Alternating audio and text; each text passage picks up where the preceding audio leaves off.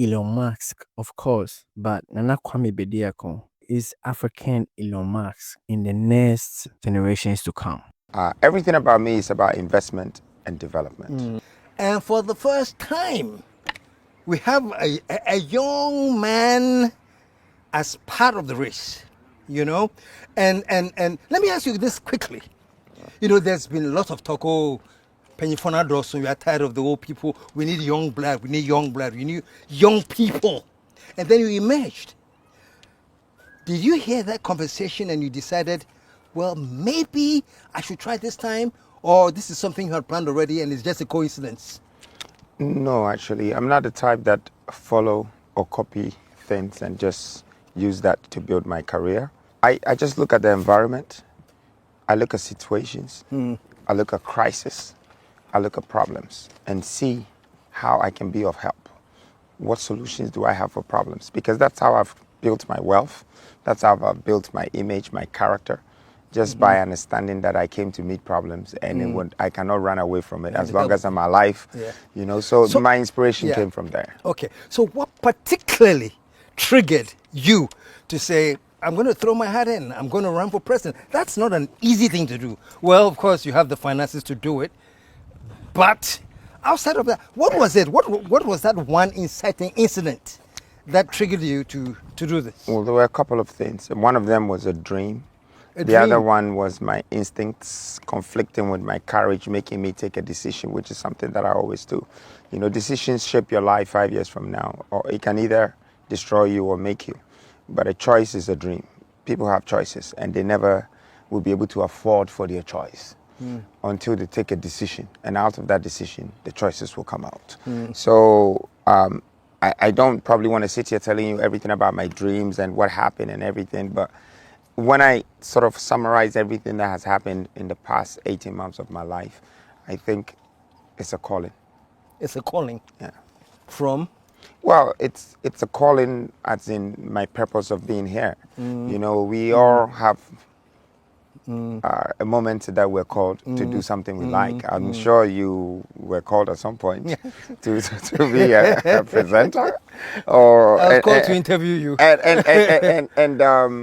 And also you understand that this is what you stand for. I mean, people cannot easily take KSM from you because it's established within your knowledge, within your own sort of contribution to the society. And you're not doing it just because they have to pay you, although the money counts. But you're doing it because you also think that this is the way that you impact people. It's a purpose. Exactly. So that's what a calling, I feel like a calling is. And I'm saying this on TV because some people might hear the word calling and then they'll be waiting for God to call them on the mobile phone or something to happen. But it's just signs, you know. Yeah, I had a dream, and after the dream, I had a number called 7. And then, you know, after that, I woke up and told my wife I was going to do this. I'm going to form a political party, and then I'm going to become a president. And then after being the president, I'm going to move forward, and then I'll become a leader for Africa. And my wife looked at me like, okay. So for a minute, I asked myself, well, does she think I'm crazy? And she did confess later that she thought that it was that fresh craziness from dream, that she thought that maybe after a day or two it would go. You wake up from the dream and say, oh, honey, it was just a dream. Yeah, but then after 7 days, she accepted. She okay. realized that no one was going to stop me. You know? Okay. So let me ask this. Are you, because you have filled the gap, there's no question about that.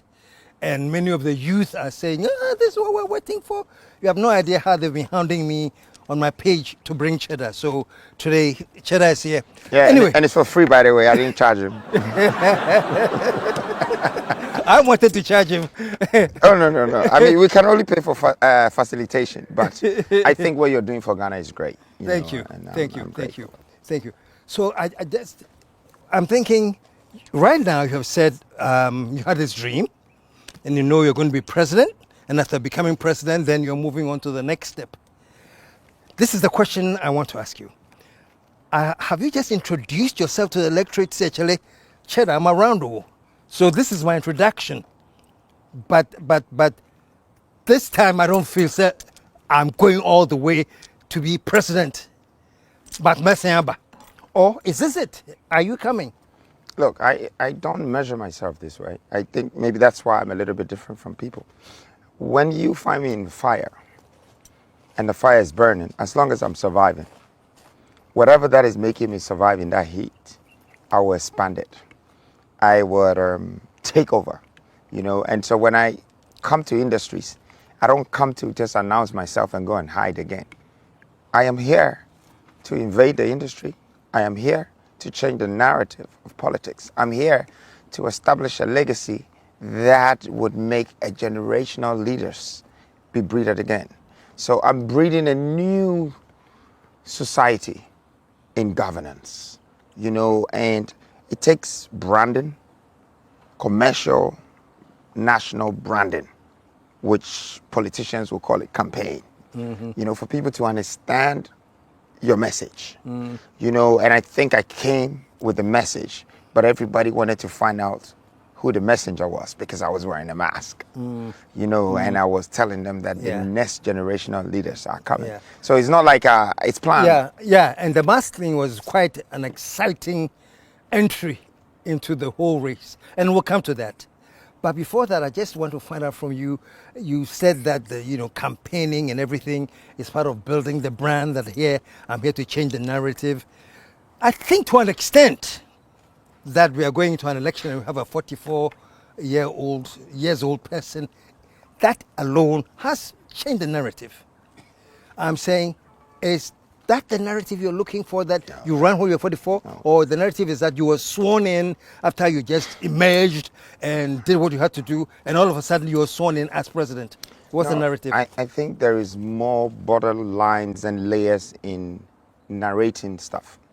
Now, political principles or narratives in Africa, it's somehow embedded in our culture system where, it's become more original and maybe, lack of a better word, maybe I should use, if not regional, I should use tribal.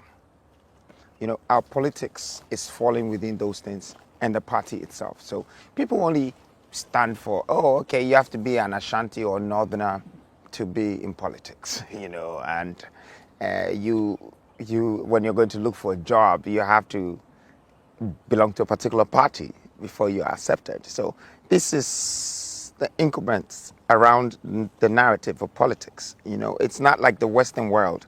I feel like we should commercialize it a bit. We should change the principles so it suits the new sort of society that it's coming, the new faces. And that's what I'm doing. I'm standing for my generational change.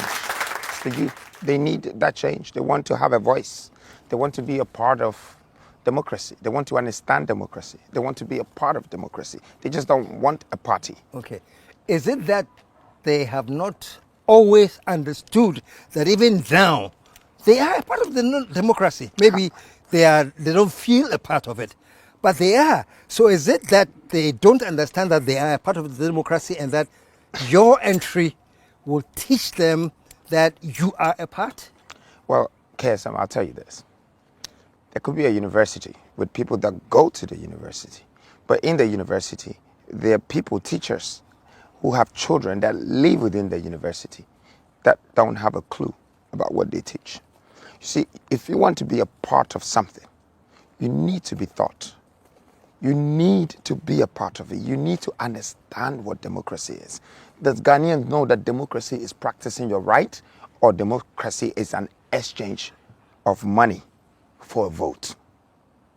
Because if that's what we are as a country, then we're being misled and misinformed. Because when you go to the Western world, democracy is about demonstrating your right of vote. So your voice becomes a part of your national governance. And if something is not going too well from the health sector or educational sector or job sector, everyone hammers on it. And then the leader is forced to fix it. But when you come to Africa, people can talk about their problems, economy, this, all of that. The concentration is on the party.